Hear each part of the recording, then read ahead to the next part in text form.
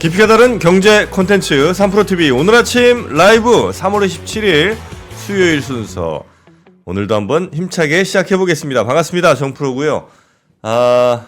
정프로가 최근 들어 위기 상황을 맞고 있습니다. 바로 이주호 기자라는 못된 기자의 등장 이후로 정프로가 많이 좀 흔들리고 있는데요. 오늘 하필 또 뉴스3을 전하러 이주호 기자가 등장을 한다고 합니다. 저 역시 가만히 있을 수가 없어서 헤어스타일에 조금 더 힘을 줘봤고요. 오늘 저희 3프로TV 오늘 아침 라이브에서는 먼저 뉴스3을 이주호 기자가 정리를 해드릴 예정입니다. 그 이후에 박병창 이사가요. 오늘 시장에 대한 이야기 또 투자 정보에 관한 또 오늘 경제에 관한 여러 이슈들도 함께 짚어드릴 예정이고요. 오랜만에 함께 하십니다. 오늘 김영익 박사께서 나오셔서 한국의 증시가 미국보다 훨씬 더 좋을 수밖에 없는 이유 이런 것들을 정리를 해주신다고 하니까 그 얘기도 한번 함께 들어보도록 하겠습니다.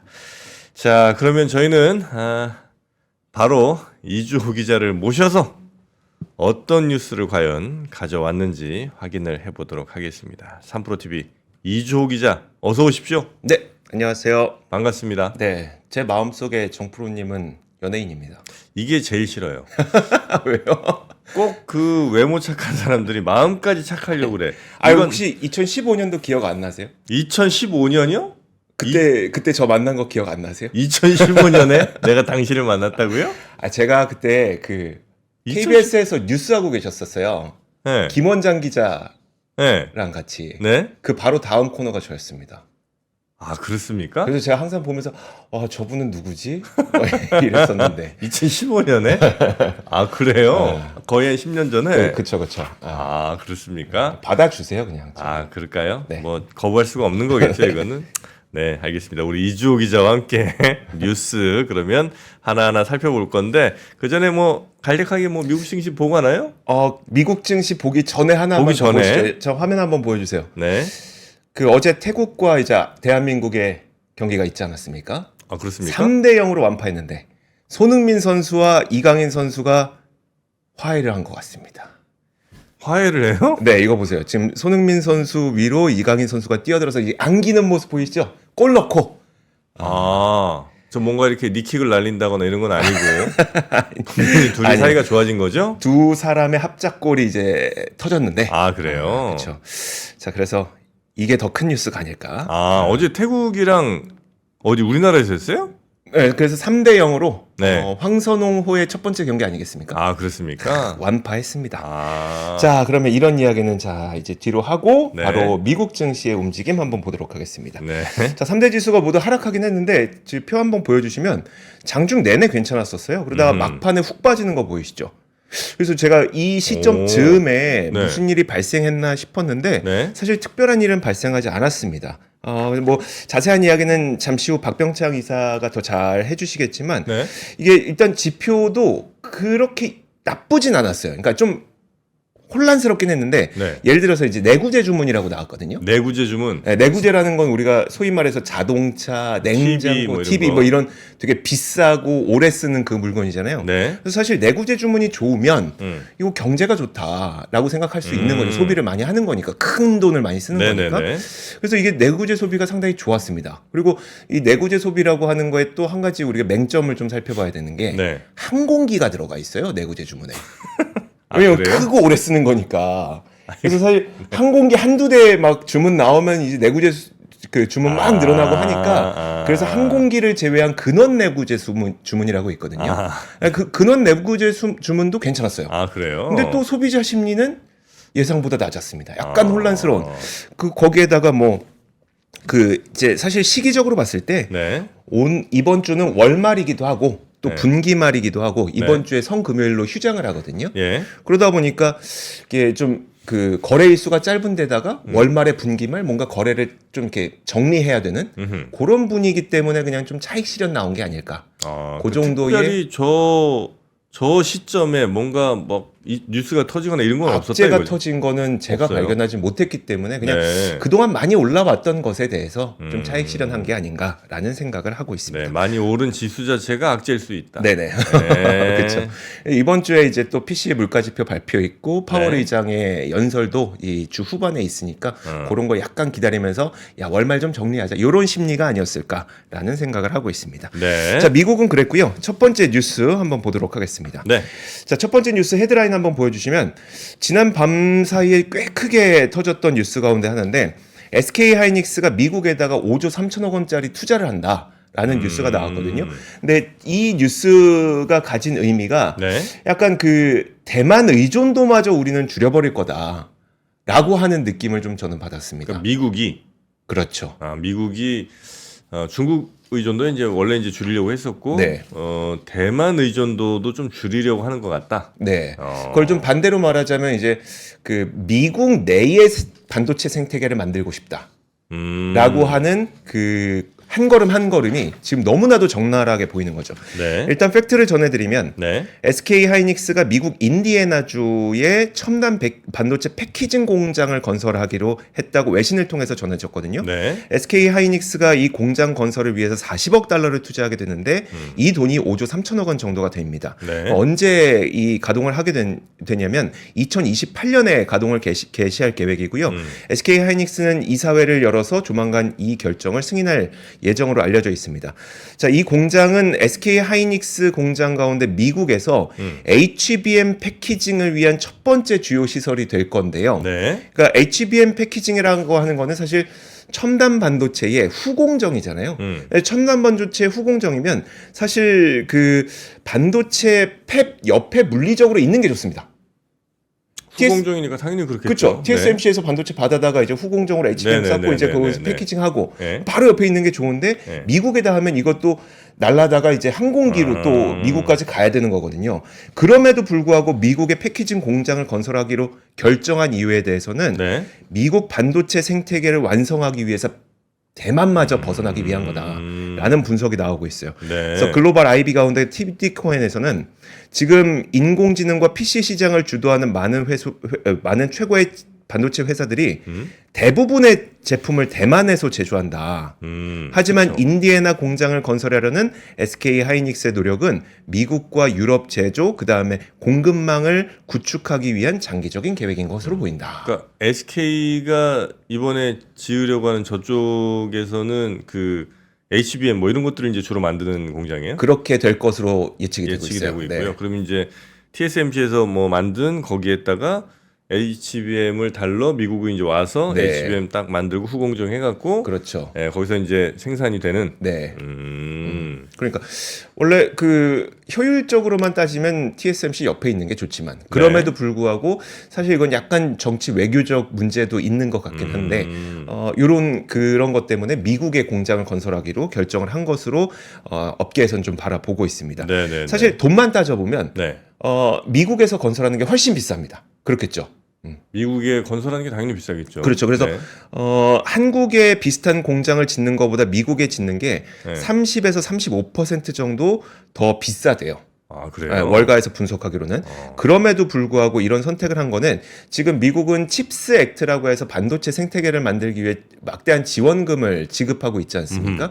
아직 뭐 다 그 회사들이 선정된 건 아니지만 네. 그래서 이 지원금까지 계산을 해보면 일부 이 비용도 상쇄할 수 있을 것이기 때문에 플러스 마이너스 따져봤을 때 미국에서 공장 건설하는 게 훨씬 더 낫다라고 판단한 게 아닐까라고 생각이 들고 있습니다. 네, 그러니까 미국이 대만의 TSMC를 버리는 게 아니고 대만이란 위치 자체를 약간 좀 피한다 이렇게 이제 봐야 되겠군요, 이거는. 그런 것도 있겠지만 네. 어쨌든 미국 내가 가장 더 중요할 미국 것 내에 같아요. 만든다. 네. 물론 그 뭐 정치적으로 이제 대만의 어떤 중국의 위협 이런 것도 분명 존재하겠지만 미국 내의 생산 설비 여기에서 일자리 만들고 사실 그게 네. 또 정치적으로는 되게 중요하지 않습니까? 뭐 그렇겠죠. 일자리를 만들어야 또 이제 정권 유지가 되는 거기 때문에 그런 측면도 있는 것 같고 산업적으로 봤을 때는 네. 사실 그 SK 하이닉스의 HBM과 엔비디아는 거의 독과점적인 파트너십을 갖고 있는 것으로 인식이 되고 있잖아요. 네. 거의 90%를 쓰고 있고 물론 마이크론이 이제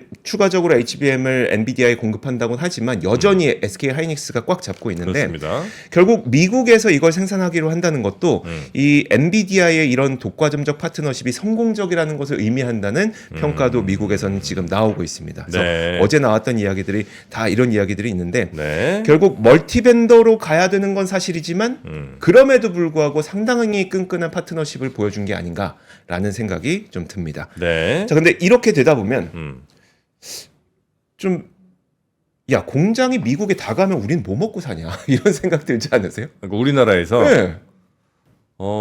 잘 해봐야죠, 뭐. 잘 해봐야 됩니까?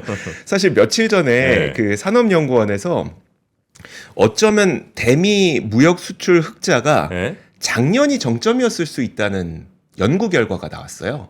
작년이 피크 친 것 같다고. 작년이 피크였을 수도 있다고. 아, 근데 그 주요 근거 가운데 하나가 네. 사실 우리가 그러니까 수출 흑자에 잡히는 거는 우리나라에서 국경을 넘어 미국으로 수출되어야지만 잡히는 거잖아요.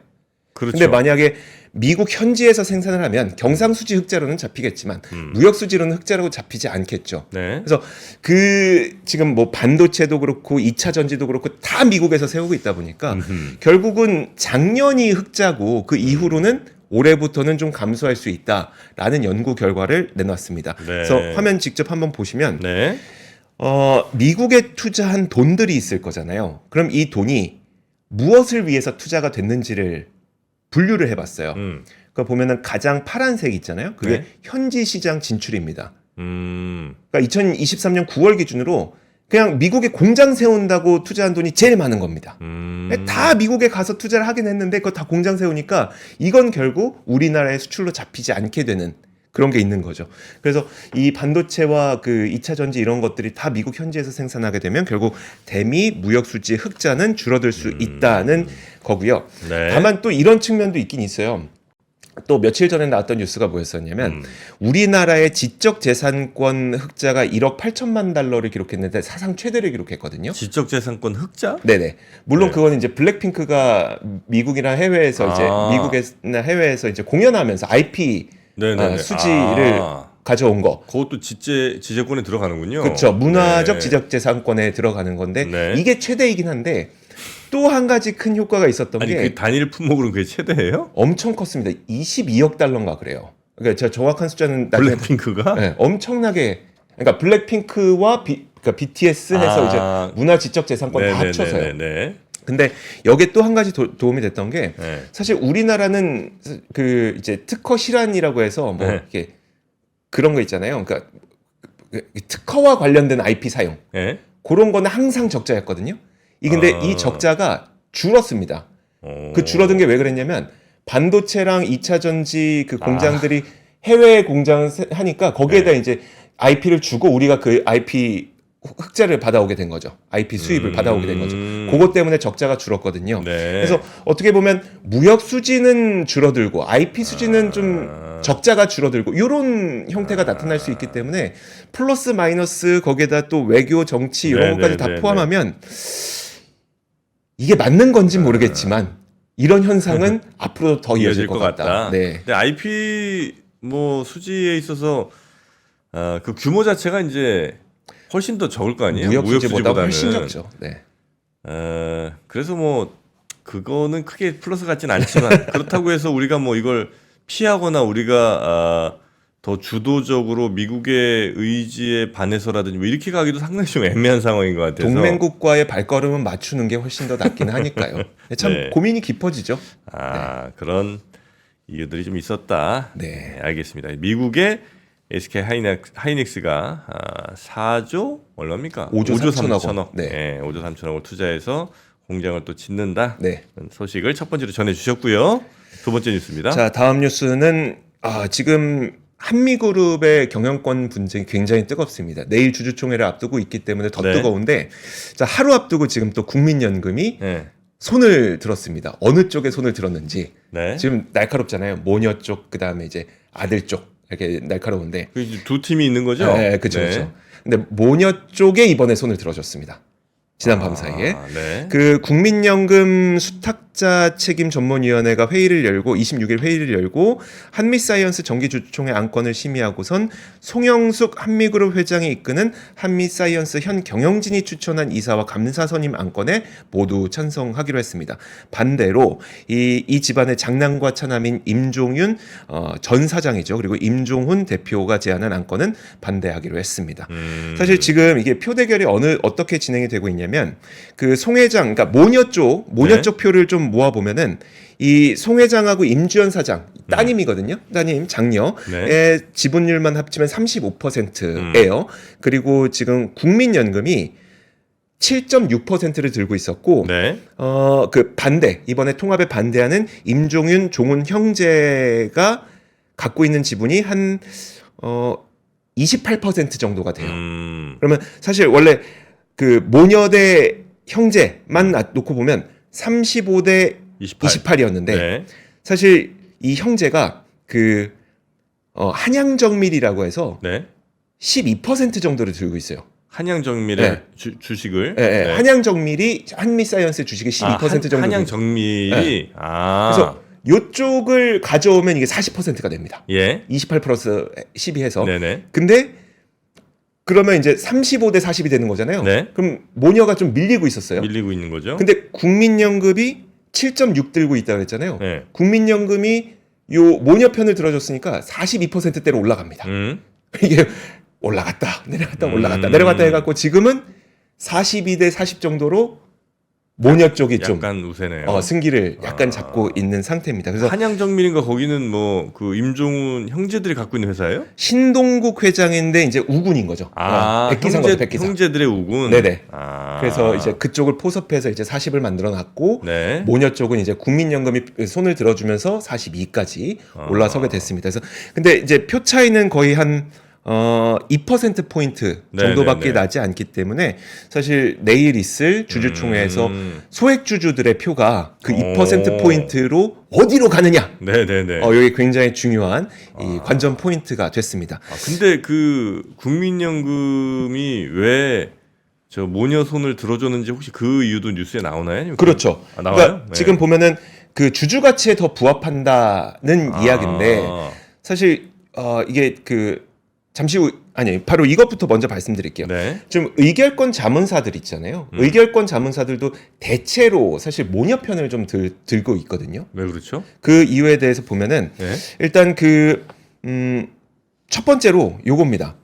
그러면 합병을 하지 말라고 하는 게 형제의 주장인데 요구인데 어디와 어디의 합병? 그 OCI와 그 한미 사이언스 그걸 하지 말라는 게 형제의 주장인데 네. 그러면 그 형제가 사실 이게 합병을 해서 시너지를 낼지 네. 아니면 합병을 했지만 시너지를 내지 못하고 뭔가 좀 안 좋아질지 요거는 결과인 거잖아요. 그렇죠. 이건 지금 예측할 수 있는 단계는 아니잖아요. 네. 그러면 형제들이 이 합병보다 더 나은 시나리오 내지는 더 나은 제안을 했냐?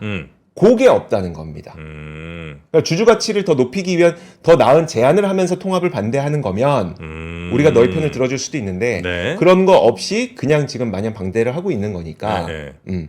그거에 대해서는 주주 가치의 제고 차원에서는 이 합병에 대해서 더 손을 들어준다라고 하는 게 대체로 의결권 자문사들의 의견입니다. 그래서 네. 지금 분위기를 보면은 일단 2%포인트 정도의 표차로 얼마 나지 않는 상태에서 이 의결권 자문사들도 대체로 좀 모녀 쪽에 그걸 해주고 있는 게 있어서 지금까지의 균형을 보건대 네. 약간 모녀 쪽으로 좀 기울어진 것 같다. 기울어지고 있는 것 같습니다. 네. 또 그리고 서스틴 인베스트에서도 만약에 이제 그 사실 상속세 이슈로 주가의 오버행이 제기됐었다면 이번 거래로 인해서 상속세 불확실성이 제기되면서 주가에 긍정적인 영향을 줄 수 있다. 이런 평가도 내리기도 했습니다. 네. 그래서 내일 주주총회를 아마 어떤 결과가 나오게 될지 지켜보시면 좋을 것 같습니다. 네, 그러니까 이제 모녀 팀과 이제 형제 팀이 서로 네. 경영권 다툼을 하고 있는 상황에서 지금 이제 모녀 쪽은 한미 사이언스랑 OCI를 합병하는 쪽으로 지금 안건을 내고 있는 거고, 지분은 서로 나눠 갖는 거죠. 예, 형제들은 그걸 이제 반대하고 있는 상황에서 네네. 국민연금은 모녀 쪽에 손을 들어줬는데 그 이유는 지금 현재의 모녀들이 아마도 더 주주가치 제고에는 조금 더 플러스가 되는 결정들을 하는 것 같다. 네네. 뭐 이런 이유로. 그렇죠. 네. 알겠습니다. 자, 그러면 세 번째 뉴스도 한번 가볼까요? 자, 다음 뉴스는 이겁니다. 지금 중소기업들이 알리랑 테무로 인해서 굉장한 피해를 입고 있다고 느끼고 있다고 합니다. 그래서 사실 제가 알리 테무를 처음 취재하기 시작했던 게 작년 11월부터였었거든요. 네. 한 10월에서 11월부터 취재를 했었는데 작년 10월, 11월 그때쯤이 제가 사기 시작한 것 같아요. 아 맞아요. 그때쯤일 거예요. 맞아요. 네. 네, 그래서 그때 막 방송에 조금씩 나오기 시작하고 지금은 정말 이제 수면 위로 올라서서 이게 문제점도 있고 좋은 네. 점도 있고 많이 논란이 있는데 그때 제가 얘기했던 게 이렇게 싸게 해서 우리나라 중소기업들이 이걸 버틸 수 있을까라는 거를 얘기를 했었거든요. 그렇죠, 근데 그렇죠. 실제로 이제 중소기업 중앙회가 최근에 그 중소기업들을 대상으로 조사를 해보니까 네. 지금 알리템으로 인해서 피해를 입고 있는 것으로 본인들은 느끼고 있다고 대답을 했다고 합니다. 그래서 실제로 보면은 한 50% 정도가 이게 그 과도한 면세 혜택 때문에 우리가 피해를 입고 있다. 면세 혜택. 그러니까 그 해외 직구를 할 때는 일정 금액에 대해서 면제를 해주거든요. 맞아요. 세금을 내 한 150달러입니다. 150달러? 네. 한 20만 원쯤 되겠네요. 그렇죠. 근데 그 해외 여행 가 보시면은 그 면세 한도는 좀 다르잖아요. 여행 갔을 때 면세 한도는 예. 800달러입니다. 예. 근데 해외 직구에 대해서는 지금 150달러로 하고 있는데 이게 문제가 뭐냐면 하루에 150달러, 하루 1인당 150달러예요. 그러니까 오늘 150달러, 내일 150달러, 내일 모레 150달러 하면은 뭐 일주일 동안 계속 사면은 누적됩니다, 그냥. 아, 그게 하루씩 계산되는군요. 하루씩이에요. 그래서 이게 사실 나눠 사면 면세로 계속 살 수 있는 거라서 네. 사실 이것 때문에 중소기업들은 상당히 우리가 피해를 보고 있다라고 얘기를 하고 있는 거고 네. 실제로 그 제가 내일 인덱스에 나와서 또 추가로 말씀드릴 거가 뭐가 있었냐면 최근에 네. 이제 패션 기업, 패션 플랫폼들을 제가 취재를 하고 있는데 그 보세 옷들 파는 온라인 쇼핑몰도 엄청 많잖아요. 많죠. 근데 그런 옷들은 대부분 네. 디자이너가 뭐 디자인을 하고 막 이렇게 자기가 만들어서 공장에서 그게 아니라 네. 동대문에 가갖고 이제 이거 100장 돼요? 됩니다 하면서 이거 떼와서 거기다 마진밭 붙여가지고 네네네. 파는 거거든요. 요런 패션몰들이 엄청나게 쓰러지고 있습니다. 지금 예. 왜냐하면 알리테무 시인 이쪽에서는 중국에서 다 그 모델로 다 물건 떼어서 팔거든요. 어차피 같은 제품이고. 같은 모델, 예, 같은 제품이고 같은 모델이에요. 네. 그럼 이길 수가 없는 거죠, 가격에서. 네. 엄청 쓰러지고 있거든요. 그러니까 이런 것들이 진짜 현실화되고 있는 상태라고 보시면 될 것 같습니다. 그동안 그분들이 또 장사가 또 잘 되기도 했어. 팬데믹 때 수혜를 좀 많이 받았죠. 그래서 사실 그분들이 장사가 잘 되더라. 우리 뭐라고 하죠? 그 겸업하는 거, 그러니까 직장 다니면서 그것도 예, 하는 거, 부업하고 뭐 이런 부업하시는 거, 거. 예. 부업도 많이 하셨고 맞아요. 그렇긴 하죠. 사진 뭐 이렇게 좀 예쁘게 이렇게 찍고 이렇게 올려놓고 막 예, 엄청 팔리고 뭐 이런 그렇죠. 것도 많이 팔렸죠, 많이 네. 팔렸죠. 근데 그렇다고 그럼 그들이 망해되는 건 아니죠. 폐업하게끔 네. 놔둬야 되느냐? 그건 그래서 아닌데. 사실 그러면은 면세 한도를 그 강화시켜서 뭐 70달러로 낮춰야 되나? 근데 그렇게 생각하기도 좀 어려운 게 뭐냐면 그 해외 직구라고 하는 거는 이제 통관 절차가 있잖아요. 네. 그 통관 절차를 담당하는 인력이 있잖아요. 네. 그럼 이 인력이 충분해야지 그러면 70달러로 했을 때 원래 150달러 하나 통관해야 될 거를 이제 70달러로 나눠 놓으면 뭐 만약에 예컨대 2명이 해야 되면 인력도 필요하고 시스템도 필요하고 시간이 더 많이 들거든요. 네네네. 그게 맞는 거냐에 대해서도 사실 고민해 볼 게 되게 많습니다. 그래서 어쨌든 테무랑 알리가 어떻게든 국내 진출을 하려고 하고 국내에서 해외 직구 엄청나게 늘리고 있기 때문에 여기에 대한 논의가 좀 있어야 되지 않을까. 네네. 물론 되고 있긴 합니다만. 네. 약간 제가 요즘 느끼고 있는 거는 살짝 가격이 올랐어요. 알리테무가 아마 네. 제가 이 가격을 이제 민감하게 계속 좀 모니터링하고 있지 않겠습니까? 네네.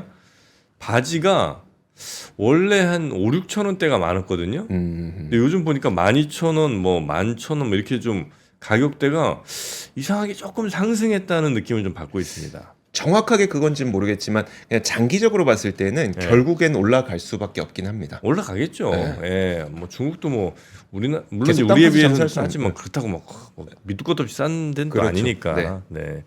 그래서 이제 알리테무에 의해서 우리나라 중소 특히 이제 유통 뭐 이런 뭐 쇼핑몰들 이런 데들이 많이 힘들어하고 네. 실제로 많이 사업을 접었다. 폐업 사례도 굉장히 많습니다. 그거 내일 인덱스 시간에 네. 조금 더 자세하게 전해드리겠습니다. 그거는 저 팩트입니까? 그 네. 알리테무가 네.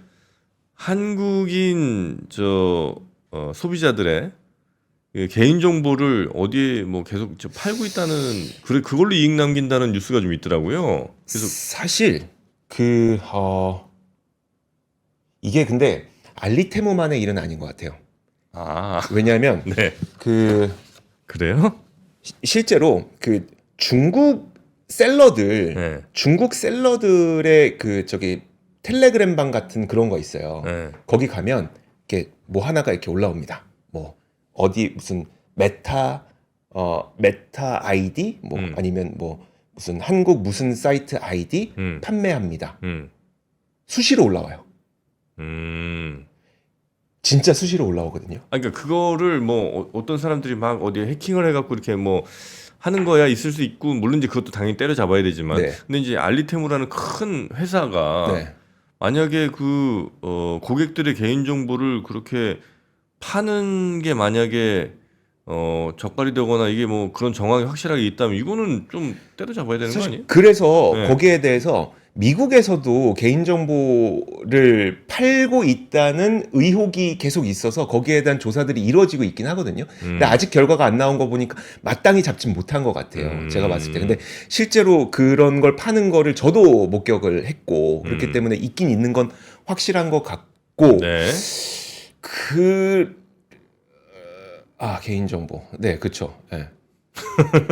아니 뭐 특별히 없으면 얘기하지 마요. 아니, 제가 직접 그 판매를 올린 걸 네. 제가 봤어요.